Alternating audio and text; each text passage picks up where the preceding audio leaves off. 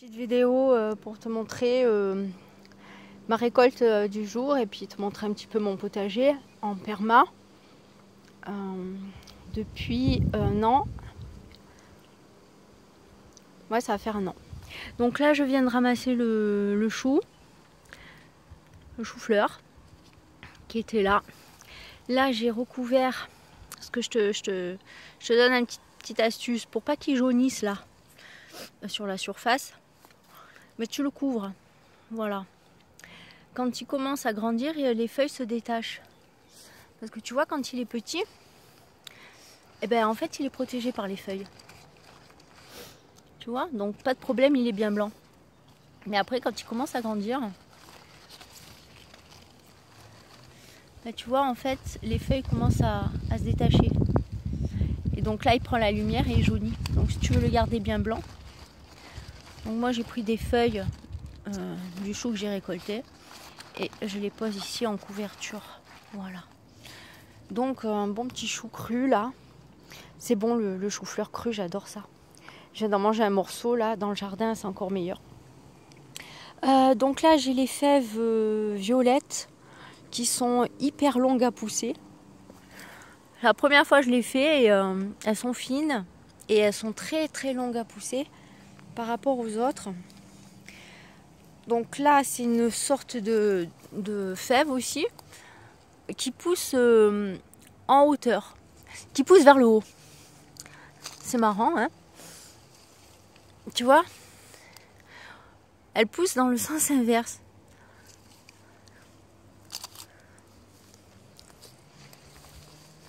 Tandis que celle-là, elle pousse vers le bas.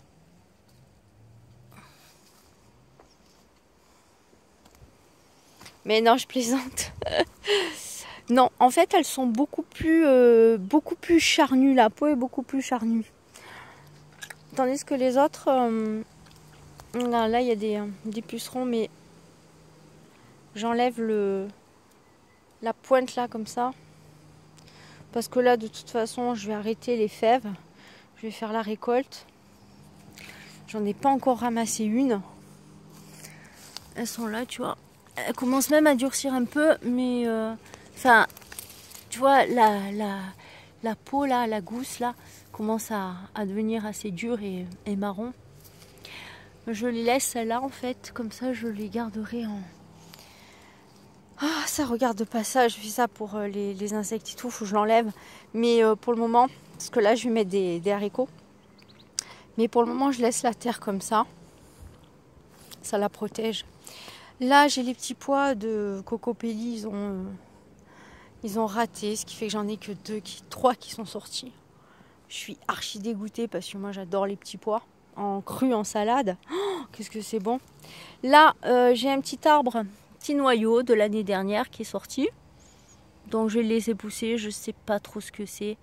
Peut-être un prunier ou un pêcher, je sais pas. Là c'est mon ail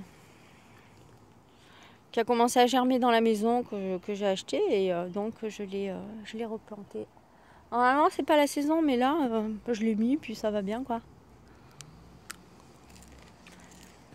Donc voilà. Tu vois, il faut que je ramasse. Je te parlais des semis de maïs. Il y a un maïs qui s'est semé tout seul. Trop beau, hein. Je suis trop contente. Je sais même pas ce que c'est.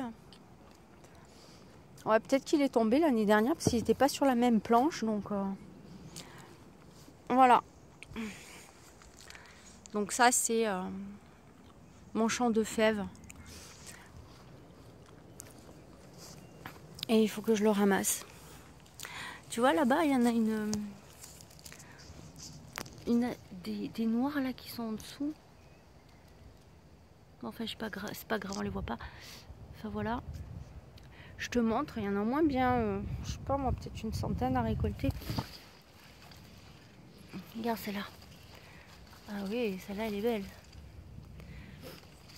Ah ben, je suis contente. J'en ai planté plein. Comme ça, j'en mettrai au congèle pour... si j'en ai assez, puis j'en donnerai aussi à ma voisine.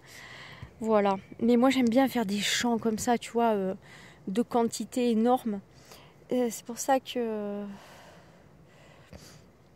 en perma, je peux pas tout à fait quoi. Enfin, je t'expliquerai plus tard. Là, regarde, en permaculture, ça c'est de l'année dernière, ça a végété dans la terre et ça sort tout seul. Voilà, des courgettes ou des concombres.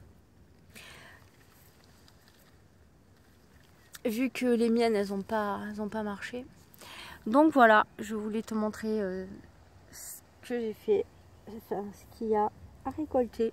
Donc voilà, je te dis à plus tard pour une prochaine vidéo. À plus, ciao. Au revoir avec le chou.